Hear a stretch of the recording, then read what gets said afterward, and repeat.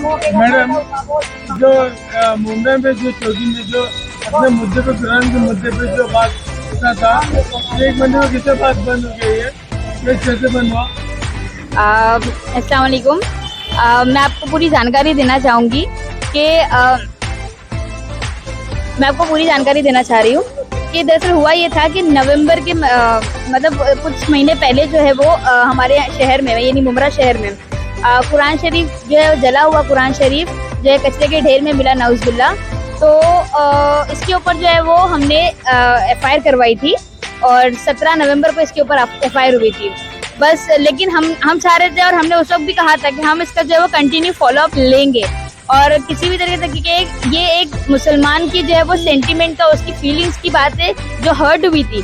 तो हम जो है जब फिलिस्तीन में कुछ मामले होते हैं तो हम मुसलमान यहाँ से उनके लिए जो है वो दुआएं मांगते हैं, उनके लिए खड़े होते हैं। जब मस्जिद अक्सा का मामला हो या कोई और कंट्री में इस बीच में कुरान शरीफ के पन्ने जला के और इधर उधर फेंके गए थे, चाहे कोई भी ऐसा धार्मिक मामला हो, हमारे दिल से जो करीब के मामले हैं, हम जब उसके लिए खड़े होते हैं तो हमने ये भी कहा था कि हम हमारे शहर में जो कुरान शरीफ जला है उसके लिए भी हम आखिर तक खड़े रहेंगे। तो हमने उसको फॉलो अप किया। दरअसल हम लोगों ने पूछा कि ये क्या स्टेज पे चल रहा है, इसमें इन्वेस्टिगेशन क्या हुई और ये कहाँ तक पहुँचा ये केस। तो कई जानकारी जो है वो प्रॉपरली मिल नहीं पा रही थी। फिर उसके बाद जो है वो लोकसभा के चुनाव आ गए, आचार संहिता वगैरह लगी थी, तो ये सब चीज़ों की वजह से जो है वो काफ़ी डिले हो गया था। तो हमने उसी बीच में लेकिन एक RTI फाइल किया था।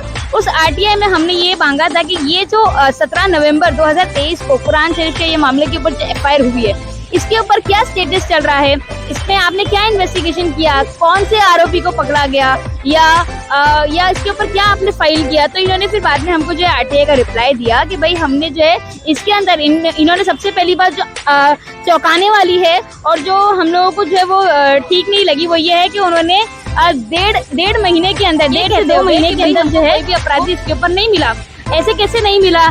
जिसने ये वीडियो बनाया था या जिसके थ्रू ये वीडियो भेजा गया था टेलीकास्ट करने के लिए, वो आदमी कहाँ है? आपने उनसे पूछताछ की, आपने किन से पूछताछ की? ये सारी चीजें जो हमने मांगी थी, तो ये चीज जो है वो जवाब ना मिलते हुए तो इसलिए हम लोगों ने इसके ऊपर RTI भी डाला था।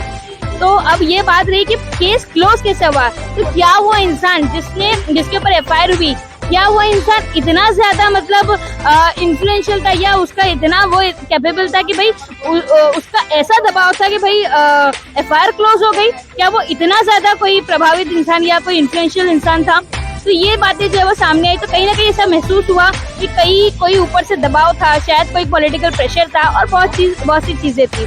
तो ये जो है वो सुन के बहुत दुख होता है, बहुत बुरा लग रहा है कि ये सब चीजें जो है वो देख के बहुत बुरा लगा और कि भाई मुस्लिम पॉपुलेटेड एरिया यानी मुमरा शहर में इतना बड़ा हादसा हो गया। और देखो, मेरी और आपकी कोई जात नहीं है कुरान शरीफ के लिए। कुरान शरीफ की खुद हिफाजत की जिम्मेदारी जो है वो अल्लाह ने ली है। लेकिन अगर हम जैसे इंसान अगर हम खड़े नहीं रहे अपने ही का मामले के लिए, तो क्या हम अल्लाह के सामने मुनाफिक नहीं कहलाएंगे? तो इसीलिए मैंने सर से भी बात करी और मैंने सर से कहा कि इस केस को जो है वो रीओपन किया जाए। नहीं तो हमने जो सोचा है कि इसकी मांग जो है वो CBI में कर सकते हैं, लेकिन उसके लिए कोर्ट ऑर्डर लगेगा या तो हमने ऐसा सोचा है कि भाई यहाँ के सिटिंग MLA वो भी जो है वो इसके बारे में सदन में बात करके मांग कर सकते हैं कि भाई उनकी कॉन्स्टिट्यूएंसी में ऐसा मामला है, आप ये केस को CBI में पेश करो। तो हम जो है वो आने वाले टाइम में अभी हमने सोचा है कि हम जो है और भी जो मुस्लिम विधायक है और हमारे खुद के यहाँ के जो विधायक है, हम उनको भी लेटर देंगे कि भाई आप जो इसके ऊपर आगे संज्ञान लीजिए। इसके बारे में आप मुद्दे थे तब ऊपर से जाएंगे बात। मैंने कहा ना कि हम चाहेंगे कि ये केस को है वो केस कोई बड़ी बात, केस अपनी जगह है, लेकिन हाँ अब ये जिसने भी किया है, मैं समझती हूँ अल्लाह है उसको सजा देने वाला। हाँ, लेकिन हम जो है वो अपनी तरफ से अपनी पूरी कोशिश करेंगे, जहाँ तक हमको जाना पड़ेगा हम जाएंगे।